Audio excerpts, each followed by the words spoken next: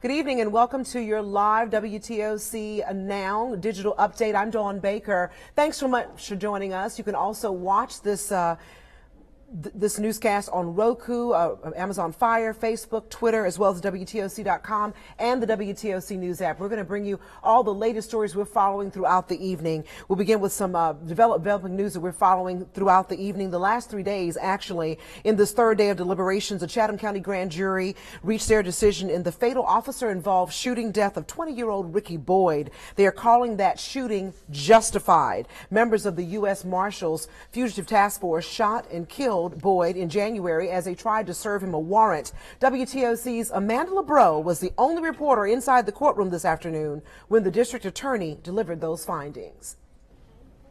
Yeah, guys, we were the only ones in the courtroom as District Attorney Meg Heap turned in those grand jury findings to the chief judge here in Superior Court. We're going to go through some of those key findings for you. Obviously, the main one, they decided that this shooting of Ricky Boyd, this police officer involved shooting, was justified. Other key points: 8 officers fired at Ricky Boyd on that January morning. Jurors say Boyd came out of the house with his hands in his pocket. He initially refused to raise his hands above his head. When he did, he was, quote, holding a BB gun and assumed a shooter's two-handed stance while pointing the BB gun at 5 officers and U.S. Marshals. The other key point from these grand jury findings: the U.S. Department of Justice is opening a civil rights investigation into this case, but as of right now, the grand jury finds this shooting is justified. Attorney for the family, Will Claiborne, says that they are going to be holding a news conference tomorrow about the decision. We have not heard back from the district attorney's office yet about if she will comment on these findings. For now, live at the Chatham County Courthouse, Amanda LeBreau, WTOC News. Now let's take a closer look at the grand jury's conclusion in this case and what it was based on. First, I want to let you know that they said in their opinion, the shooting of Ricky Boyd was justified as being reasonably necessary to prevent Ricky Boyd's perceived imminent use of unlawful deadly force against law enforcement officers. And when Ricky Boyd was ordered to raise his hands above his head, initially he refused, and a short time later he quickly removed his hands from his pocket area holding a BB gun and assumed a shooter's two-handed stance while pointing that BB gun in the direction of the U.S. Marshals. Now, the testimony of the 8 law enforcement officers who fired their weapons at Ricky Boyd was corroborated by other law enforcement officers at the scene who did not fire their weapons at Boyd, as well as by independent civilian witnesses, Boyd's neighbors. An officer also testified that he picked up the gun and also moved it after the shooting because he was afraid that a family member or a nearby person could possibly pose a threat.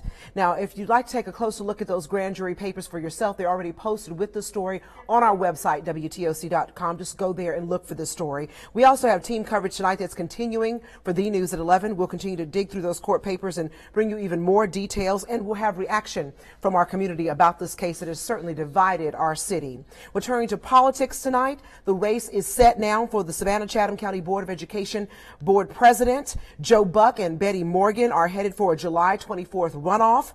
Buck just got over 45% of the vote on last night, even though there was a very low turnout in Chatham County. And Wright Gasway tells us how both of those candidates are now preparing for the big runoff race. Yeah, as a result, many were expecting, with the field so big, with 5 people, you really didn't expect anyone to get the majority of the vote before a runoff. Here are those results. You can see Joe Buck getting about 45% of the vote. Betty Morgan is the second highest vote getter with about 25%. Both of them say they're hoping for better voter turnout on runoff day. Buck already served as board president for 2 terms in the past.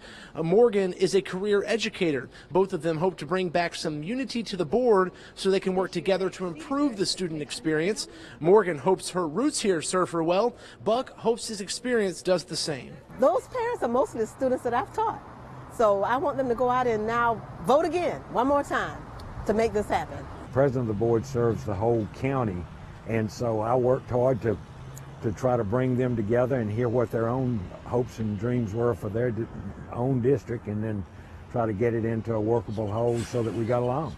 The only other change is David Bringman beat Alfreda Goldwire for the seat Larry Lauer gave up to run for president in District 8. Tanya Howard Hall beat incumbent Ruby Jones. These changes take effect January 1st of next year. Reporting in Savannah, Wright Gasaway, WTOC News. We're continuing our coverage tonight into the South Carolina Lowcountry for months. Hardeeville, South Carolina community leaders have been talking about banning plastic bags. The city wants to make sure a ban, though, is right for their community, but they haven't gotten a lot of feedback as they've asked for. In order to make it easier for people to give their opinion, the city has now rolled out an online survey you're taking a look at right now. It's open to residents and businesses and has a wide range of questions they're asking.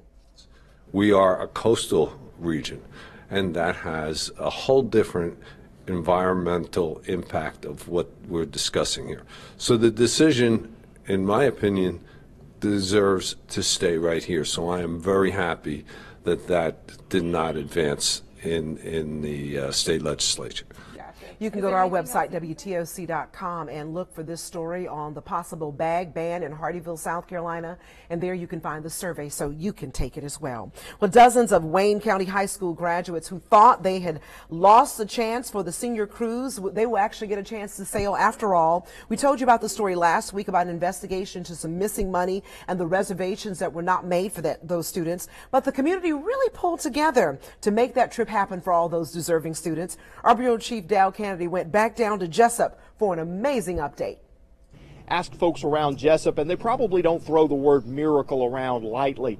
But with what has happened with the high school graduates that were getting ready for their senior cruise and almost missed it, it is nothing short of a miracle.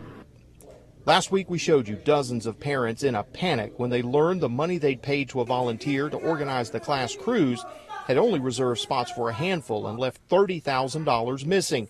Parents like Geraldine Bennett and her husband were in shock at the thought of their son being cheated. Just think how these kids have worked so hard for this, keeping good grades, working, some of them working and paying for the whole cruise themselves. The community came together and raised enough to sponsor the remaining kids. Travel agent Chris Altman helped them fast track the spots on the Carnival ship, appropriately named Miracle. I have children and I have grandchildren, and the first thought I had was, if that was my child, I would want someone to help them. Geraldine says the donations have not dampened the parents' demand for answers into the woman suspected of keeping the kids' money. It's still in the back of our mind, and this will not be let go. The parents and investigators say this last-minute effort to get all the kids on the cruise is entirely separate from the investigation of what happened to the money in the first place, especially now finding out that some parents had already begun to pay on the 2019 cruise. We'll, of course, keep you updated on the latest in this investigation. In Jessup, Dow Kennedy, WTOC News. We sure do love a happy ending. I want to thank all of those residents for really coming together for those students. And don't forget to come on back for your next digital update beginning at 9 p.m. Our meteorologist Jamie Erda will have your first alert forecast. Thank you so much for joining us. Have a wonderful evening, everyone.